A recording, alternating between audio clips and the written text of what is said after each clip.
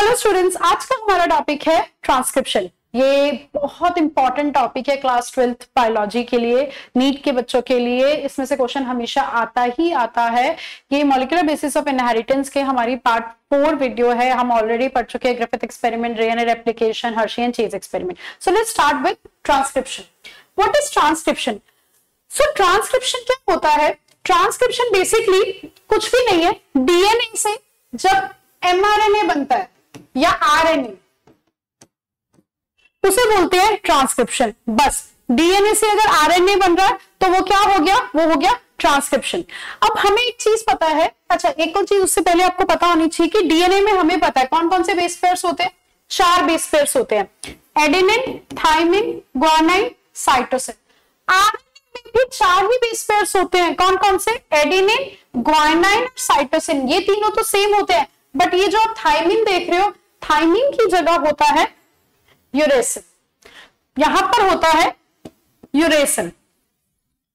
तो एक तो ये डिफरेंस हो गया डीएनए और आरएनए में कि डीएनए में थाइमिन होगा और आरएनए में यूरेसिल होगा। बाकी प्यूरिन, एडेनिन, ग्वानाइन डीएनए में भी वही 2 होते हैं और आरएनए में भी वही होते हैं। ठीक है।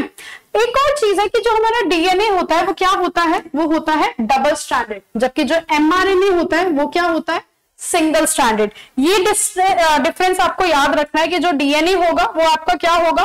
डबल स्ट्रैंडेड, और जो आपका एमआरएनए या आरएनए होता है वो सिंगल स्ट्रैंडेड होता है। अब क्वेश्चन होता है कि क्यों, व्हाई ये जो आरएनए है ये सिंगल स्ट्रैंडेड क्यों है? ये क्यों नहीं डबल स्ट्रैंडेड हो सकता? उसके 2 कारण है। पहला कारण तो ये है कि अगर आप ये सोचो, दोनों ही, क्योंकि हमें पता है डीएनए की दोनों स्ट्रैंड आपस में क्या होती है? कॉम्प्लीमेंट्री होती है। Let's take an example. एक हमारी स्ट्रैंड है A T C C C, ठीक है। डीएनए की फर्स्ट स्ट्रैंड डीएनए है हमारा, इसकी कॉम्प्लीमेंट्री क्या होगी?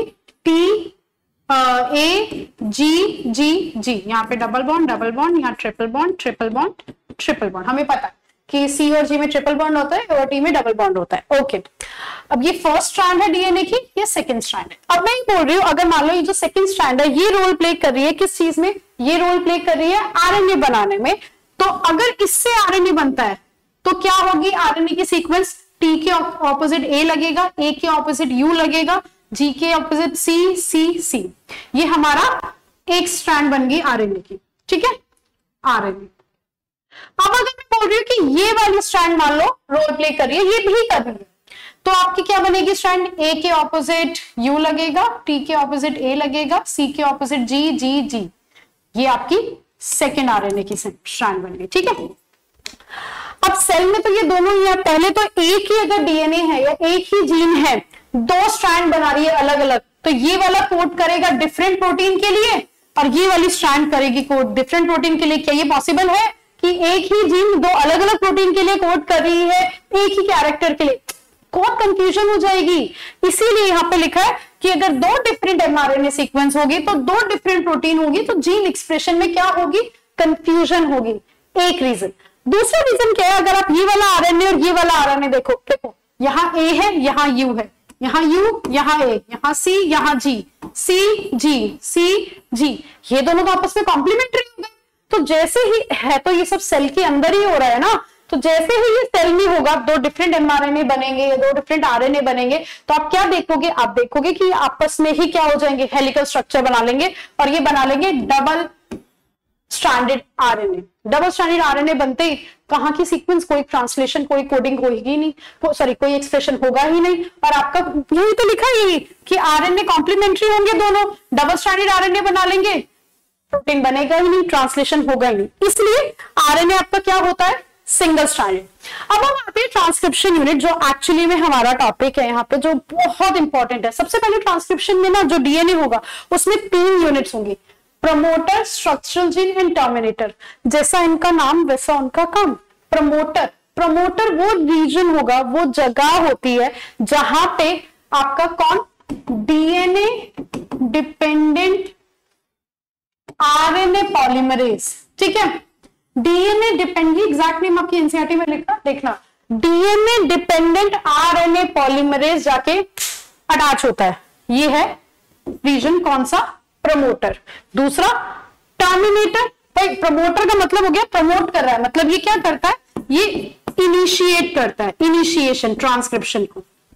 टर्मिनेटर, नाम से पता लग रहा है यहां आके जो ट्रांसक्रिप्शन है वो टर्मिनेट हो जाती है। तो टर्मिनेट कौन सा, टर्मिनेटर पे कहां कौन सा प्रोसेस होता है, कौन सा स्टेप होता है, टर्मिनेशन। इसका काम होता है रोकना, इस खत्म करना, इसका काम होता है स्टार्ट करना, प्रमोटर। और ये जो स्ट्रक्चरल जीन, ये वाला जो रीजन है ना आपका, ये वाला जो रीजन है, एक्चुअली में इस रीजन में आपका वो प्रॉपर कोडिंग होती है, ठीक है, सीक्वेंस है जिससे आपका एमआरएनए बनेगा या कोई भी आरएनए बनता है। ये है वो स्ट्रक्चरल जीन। अच्छा, इसमें आप एक और चीज देख रहे हो, यहां लिखा है टेम्पलेट स्ट्रैंड और कोडिंग स्ट्रैंड। सबको बड़ी डिफिकल्टी होती है, कंफ्यूजन रहती है कि ये टेम्पलेट स्ट्रैंड या कोडिंग स्ट्रैंड क्या होती है। सो एक बार इसे डिस्कस करते हैं। सबसे पहले आपको ये पता होना चाहिए 2 स्ट्रैंड है, ठीक है, सॉरी, हाँ 2 स्ट्रैंड। इसको सर्कल, चलो छोड़ो, सर्कल को हटा दे क्या, यहां से हटा देते, ठीक है ना। फिर से वापस आते हैं, हमारे 2 स्ट्रैंड है। एक है आपकी 3 प्राइम टू 5 प्राइम, दूसरी है आपकी 5 प्राइम टू 3 प्राइम। अच्छा, इससे पहले आपको ये हमेशा याद रखना है कि आरएनए की क्या पोलैरिटी होती है। आरएनए चाहे वो एमआरएनए हो, टीआरएनए हो, कोई भी आरएनए, क्योंकि आरएनए अलग अलग तरह के होते हैं, एक ही तो आरएनए नहीं होता है। जितने भी आरएनए हो सबकी पोलैरिटी हमेशा रहेगी 5 प्राइम टू 3 प्राइम। आरएनए हमेशा क्या पोलैरिटी रहती है, 5 प्राइम टू 3 प्राइम। अब देखो, ये मैंने इसलिए बोला क्योंकि अगर आपको आरएनए याद है कि आरएनए कौन सा होता है, 5 प्राइम टू 3 प्राइम, तो आपको पता लग जाएगा कि आरएनए पॉलीमरेज या डीएनए डिपेंडेंट आरएनए पॉलीमरेज, बताओ कौन सी वाली स्ट्रैंड पे अटैच होगा, इस वाली पे या इस वाली पे? ऑफ कोर्स, क्योंकि उसके ऑपोजिट वाली पे होगा ना, 5 प्राइम टू 3 प्राइम बनना है। तो यहां ये जो 3 प्राइम टू 5 प्राइम स्ट्रैंड है, इस पे जाके आपका आरएनए पॉलीमरेज अटैच होगा, और इसको हम लोग बोलते हैं टेम्पलेट स्ट्रैंड, ठीक है। और जो ये दूसरी वाली होती है इसे बोलते हैं कोडिंग स्ट्रैंड। अब ऐसा क्यों? देखो, टेम्पलेट स्ट्रैंड तो हमें नाम से पता लग गया कि टेम्पलेट स्ट्रैंड क्यों बोल रहे हैं इसे, हम इसे टेम्पलेट स्ट्रैंड इसलिए बोल रहे हैं क्योंकि यहां पर ये एक्ट करती है एज अ टेम्पलेट। यहां पे आपका आरएनए पॉलीमरेज अटैच होगा और यहाँ पे जो भी यहाँ पे लिखे होंगे बेस पेयर्स, उसके कॉम्प्लीमेंट्री आरएनए में वो ऐड करता जाएगा। जैसे कि let's say A T G सी, ठीक है, ये 4 बेस पेयर है। अब अगर मान लो आरएनए पॉलीमरेज आया, ए के ऑपोजिट वो क्या लगाएगा, यू, टी के ऑपोजिट ए, जी के ऑपोजिट सी, सी के ऑपोजिट जी, ये आपका क्या बन जाएगा, ये आपका बनेगा आरएनए। बन गया। तो भाई टेम्पलेट की तरह ये वाली स्ट्रैंड एक्ट कर रही है, इसलिए हमने इसे टेम्पलेट स्ट्रैंड बोला। अब इसको, ये जो 5 प्राइम टू 3 प्राइम है, इसे कोडिंग स्ट्रैंड क्यों बोला, क्योंकि अगर आप यहाँ पे देखते हैं, ठीक है, ये देखिए यहाँ पर अगर ए के ऑपोजिट क्या होता है, ए के ऑपोजिट होगा यहाँ पे डीएनए पे टी, टी के ऑपोजिट ए, जी के ऑपोजिट सी, सी के ऑपोजिट जी। तो ये वाली जो स्ट्रैंड है इसकी सीक्वेंस और एमआरएनए की या आरएनए की सीक्वेंस देखो बिल्कुल सेम है, ए सी सी जी जी, बस यू की जगह टी है, बाकी तो सब सेम है ना। तो इसीलिए कोडिंग स्ट्रैंड और जो आरएनए सीक्वेंस है वो आपकी हमेशा उनकी क्या रहती है, सीक्वेंस सेम रहती है, इसीलिए कोडिंग स्ट्रैंड को कोडिंग स्ट्रैंड बोला। ये मैं इस पे ना इसलिए इतना ज्यादा जोर दे रही हूँ क्योंकि ये क्वेश्चन आता है, और पता है कैसे आता है ये क्वेश्चन, ये आपको डायरेक्टली ऐसे क्वेश्चन दे दिया जाएगा, करके दिखाओ मुझे एक बार, कि आपको ना एक उन्होंने दे दिया रैंडम कि लेट्स से 3 प्राइम है, A T T T C C, ठीक है, 5 प्राइम। अब एमआरएनए सीक्वेंस बताओ।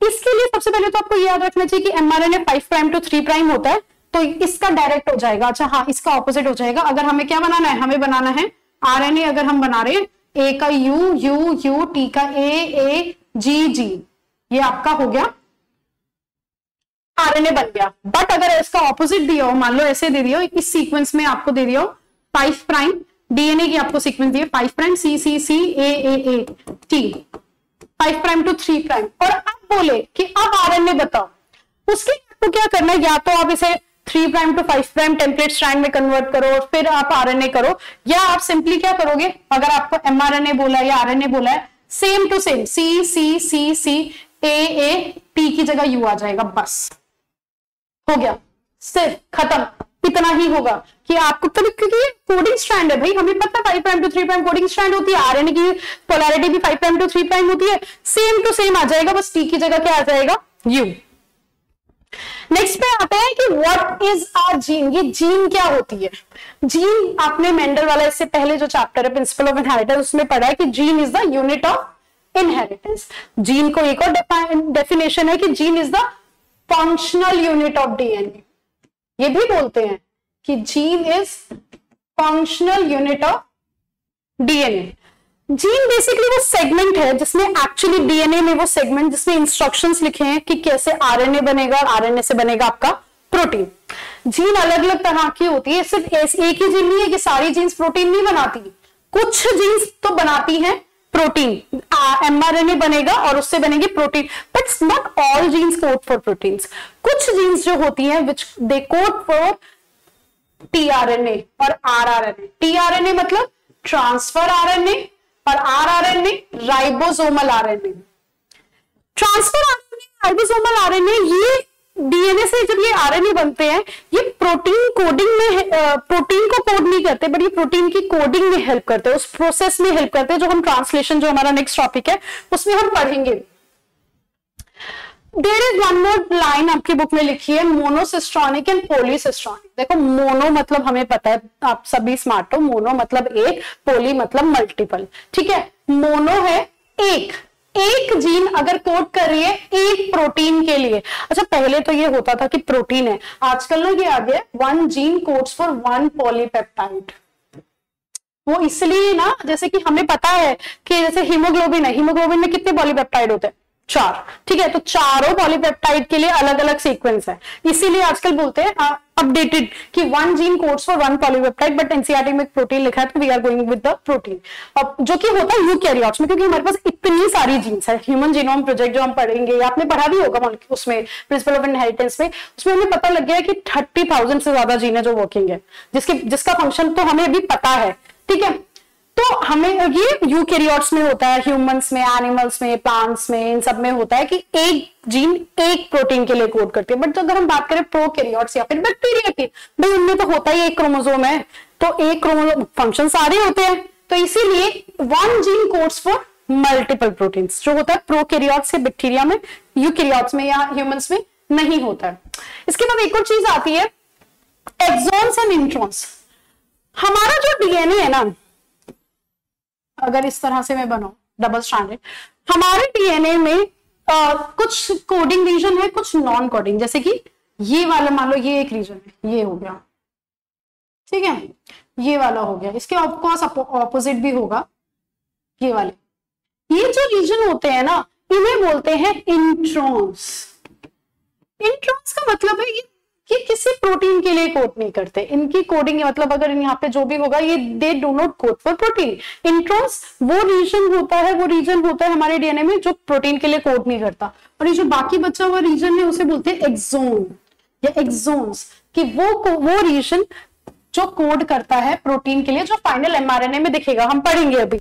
और इंट्रॉन्स नॉन कोडिंग पार्ट, जो आरएनए प्रोसेसिंग होगी ना, जब आरएनए से फाइनल हमारा एमआरएनए बनेगा तब काट दिया जाता है। अच्छा एक और चीज आपको याद रखनी है, इंट्रॉन एक्सॉन ये वाला कॉन्सेप्ट सिर्फ और सिर्फ यूकैरियोट्स में है, प्रोकैरियोट्स में बिल्कुल भी नहीं होता है। उसके बाद एक्स्ट्रा एलिमेंट जैसे कि प्रोमोटर हमने देखा था अभी जब हम ट्रांसक्रिप्शन यूनिट कर रहे थे, कि जहां पे आके अटैच होता है आरएनए पॉलीमरेज, ठीक है, वो होता है एक्स्ट्रा एलिमेंट की जो कोड नहीं कर रहा है किसी प्रोटीन के लिए कुछ, लेकिन ये जीन को कंट्रोल कर रहा है, या रेगुलेटरी सीक्वेंस। अब ये बहुत बहुत बहुत इंपॉर्टेंट है, इस बार के 12th के बोर्ड के पेपर में भी आया था रेगुलेटरी सीक्वेंस। भाई रेगुलेटरी सीक्वेंस मतलब अभी जैसे मैं इस रूम में हूँ, या आप जहां भी बैठे हैं वहां एसी है या फैन जो भी है ऑन होगा, जब आप रूम से बाहर चले जाओगे, घर बंद करके बाहर निकल जाओगे, तब भी क्या फैन और एसी ऑन रहता है? ऑफ करते हो ना। सिर्फ हमारी जीन के साथ होता है, हमें नहीं चाहिए भाई सेल को पूरे टाइम वो पर्टिकुलर प्रोटीन नहीं चाहिए, उसको जब जरूरत है उसको तो तभी चाहिए ना वो प्रोटीन। तो कोई तो ऐसा स्विच होना चाहिए जो जीन को ऑफ या ऑन करे, जब जरूरत है ऑन कर दो, नहीं तो बाकी ऑफ कर दो, वो स्विच रेगुलेटरी सीक्वेंस होती है। एंड रेगुलेटरी सीक्वेंस बहुत इंपॉर्टेंट है, आपकी बुक में है टॉपिक, वो है लैक ऑपरेंट। बहुत ईजी है, पता नहीं क्यों लगता है बच्चों को डिफिकल्ट, बहुत ईजी है, हम पढ़ेंगे इसको। लैक ऑपरेंट ये वही आरएनए या प्रोटीन नहीं बनाते, बट ये जीन रेगुलेशन मतलब जीन को ऑफ या ऑन करने में हेल्प करते हैं। चलिए जी, फाइनली हम आते हैं एक बार कि अच्छा यहाँ पे यूकैरियोट्स लिखा है मैंने कि आरएनए प्रोसेसिंग इन यूकैरियोट्स। क्यों? क्योंकि जैसे कि मैंने अभी बोला कि प्रोकैरियोट्स जो होते हैं उसमें तो होता ही है ना एक्सॉन और इंट्रॉन का। फटाफट से देख लेते कि होता क्या है। अगर ये विजिबल है, नहीं तो मैं यहां लिख देती हूं कि ये है आपके इंट्रॉन, इंट्रॉन, इंट्रॉन, ये सारे इंट्रॉन है, ठीक है, ये इंट्रॉन है। अब जो डीएनए है उसमें इंट्रॉन भी है, उसमें एक्सॉन भी है, ठीक है, ई मतलब ये एक्सॉन। एमआरएनए बना गया, उसे एमआरएनए बोलेंगे, हम उसे बोलेंगे प्री एमआरएनए, या यूकैरियोट्स में उसे बोलते हैं HNRNA, हेट्रोन्यूक्लियस RNA। आपका बनेगा आरएनए या HNRNA बना, उसमें इंट्रॉन्स भी है, उसमें एक्सॉन भी है, तो उसमें सबसे पहले होती है स्प्लाइसिंग। जितने भी इंट्रॉन्स है ना इसको कट कर दिया जाएगा, और आपको देखो क्या दिख रहा है सिर्फ यहाँ पे एक्सॉन, एक्सॉन, यहाँ पे सिर्फ आपको एक्सॉन मिलेंगे। इस प्रोसेस को बोलते हैं स्प्लाइसिंग। उसके दो और प्रोसेस होते हैं जिसे हम बोलते हैं कैपिंग एंड टेलिंग, जो हम अभी पढ़ेंगे, ये यूकैरियोट्स में होता है, ठीक है। अब हम स्टार्ट करते हैं हमारा ट्रांसक्रिप्शन। अच्छा, ट्रांसक्रिप्शन स्टार्ट करने से पहले एक छोटा सा सिर्फ पॉइंट है कि बैक्टीरिया में 3 तरह के आरएनए होते हैं। एक होता है एमआरएनए, एक होता है वही messenger RNA, tRNA, transfer RNA, rRNA, ribosomal RNA. Messenger RNA code करता है प्रोटीन के लिए, टीआरएनए ट्रांसफर, नाम से पता लग रहा है ये ढूंढ ढूंढ के मैसेंजर आरएनए में पड़ेगा। अच्छा, ये वाला कोड है, कोडोन है, अच्छा इसके ऑपोजिट जो अमीनो एसिड होता है वो ढूंढ के लाता है। आरआरएनए वो राइबोसोमल यूनिट है, ये आपकी बुक में एक डायग्राम भी बना हुआ है ऐसे, ये आरआरएनए है, जहां पे एक्चुअली में ये प्रोटीन बनता है वो rRNA. Let's start with the transcription process.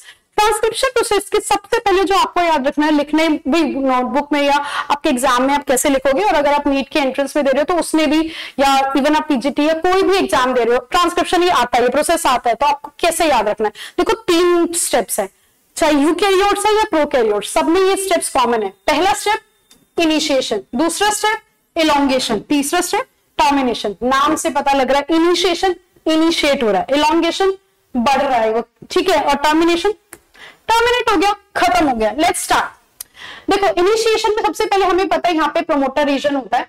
पहली बात तो आपको ये याद रखना है कि आरएनए पॉलीमरेज कहाँ अटैच होता है, डीएनए पे होता है, ऑफ कोर्स हमें भी पता है कहां पर होता है, टेम्पलेट स्ट्रैंड पे अटैच होता है। और टेम्पलेट स्ट्रैंड कौन सी होती है, 3 प्राइम टू 5 प्राइम। अगर आप यहां देखोगे ये जो पिंक वाली है ना, ये पिंक वाली, ये आपकी टेम्पलेट स्ट्रैंड, ठीक है। यहां पे आरएनए पॉलीमरेज अटैच हो जाएगा। आरएनए पॉलीमरेज जैसे ही अटैच होएगा हम उसे बोलेंगे कौन सा प्रोसेस स्टार्ट हो गया, कौन सा स्टेप है ये, इनिशिएशन। आरएनए पॉलीमरेज जब अटैच होता है ना, वो अपने आप ही अकेला अटैच नहीं होता, उसकी एक फैक्टर है जो हेल्प करता है। यहाँ पे देखो बना भी हुआ है, इसे हम बोलते हैं सिग्मा फैक्टर।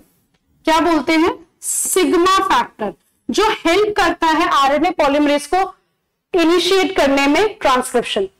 उसके बाद आपका होता है इलोंगेशन। इलोंगेशन में क्या होगा कि ये देखो, ये आरएनए पॉलीमरेज कोड रीड करता जा रहा है ये पिंक वाले टेम्पलेट से, और आपका आरएनए बनता जा रहा है। हमें पता है आरएनए की पोलैरिटी होती है 5 प्राइम टू 3 प्राइम, यहां मैंने 5 प्राइम लिख दिया। और आपका फाइनली जब टर्मिनेट होने वाला होगा ये रो फैक्टर अलग हो जाएगा। टर्मिनेटर में क्या होगा, टर्मिनेटर पे जाके टर्मिनेटर रीजन पे प्रोसेस आपका टर्मिनेट हो जाएगा।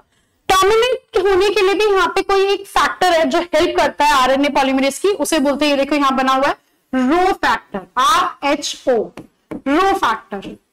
ये अटैच होगा आरएनए पॉलीमरेज से, जैसे ही अटैच होगा प्रोसेस हो जाएगा टर्मिनेट, आपका आरएनए अलग हो जाएगा और आरएनए पॉलीमरेज अलग हो जाएगा। ये देखो, ये आपकी बन गई फाइनल 5 प्राइम टू 3 प्राइम, आपका आरएनए बन गया।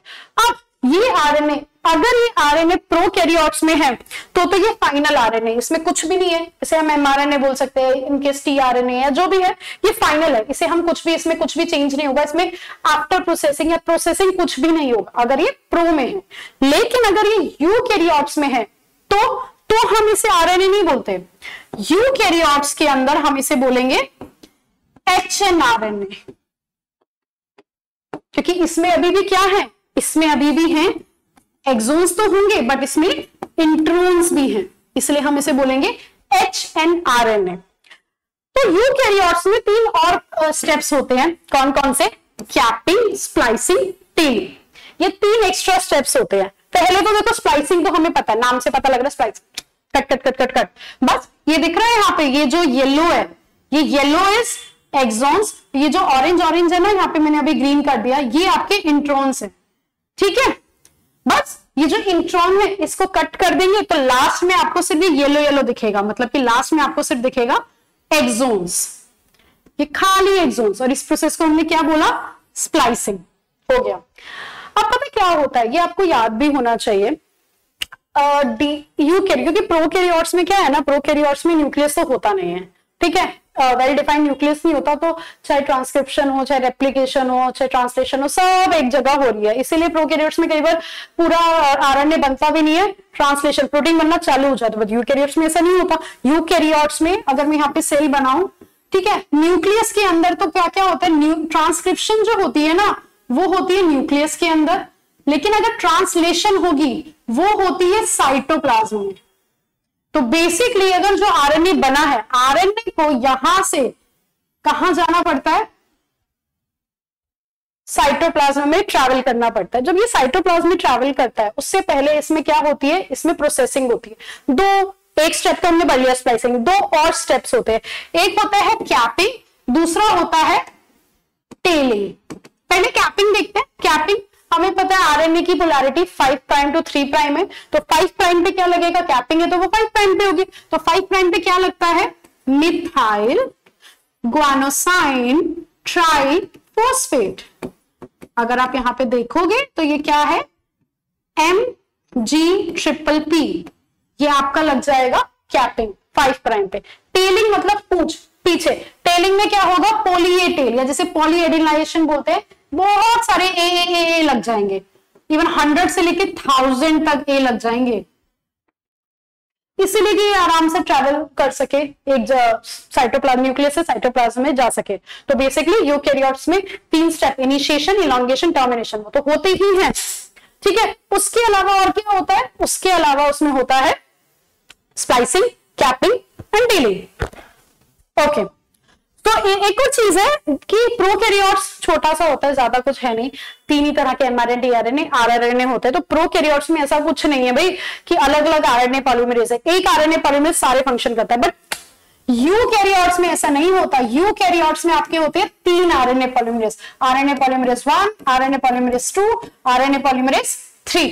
आरएनए पॉलीमरेज 1 क्या बनाता है, आरआरएनए, राइबोसोमल आरएनए, और वो भी कौन कौन से, 28, 18S एंड 5.8S, ठीक है।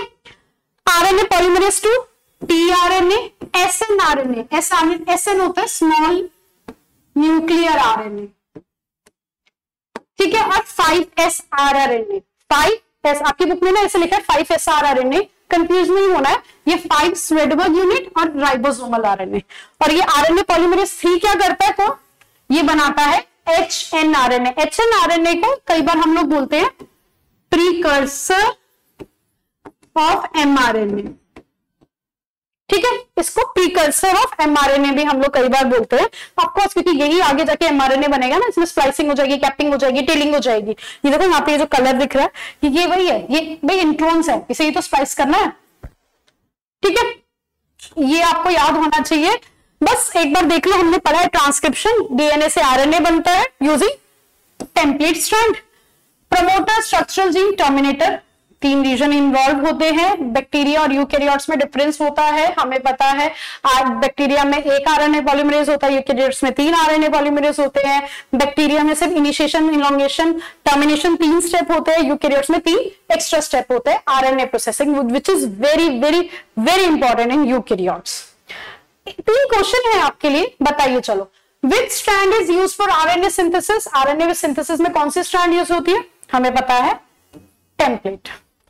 What is the function of a promoter, promoter का फंक्शन होता है कि वहां पे आरएनए पॉलीमरेज अटैच होता है, इनिशिएशन होता है, ठीक है, इनिशिएट ट्रांसक्रिप्शन, यही तो वो जगह है। Which RNA polymerase transcribe HNRNA, कौन सा, क्योंकि यूकैरियोट्स में हमें पता 3 आरएनए होते हैं, 1, 2 और 3 आरएनए पॉलीमरेज 3 होते हैं, तो कौन से वाला करता है, आरएनए पॉलीमरेज 3। बस आज का हमारा टॉपिक इतना ही, ट्रांसक्रिप्शन। अब हम नेक्स्ट क्लास में पढ़ेंगे DNA versus RNA, genetic RNA world hypothesis and genetic code के बारे में, और फिर उसके बाद हम लोग पढ़ेंगे ट्रांसलेशन के बारे में। ठीक है, अगर आपको कोई डाउट हो, कोई क्वेश्चन हो तो please mention in the comment section, and thank you so much.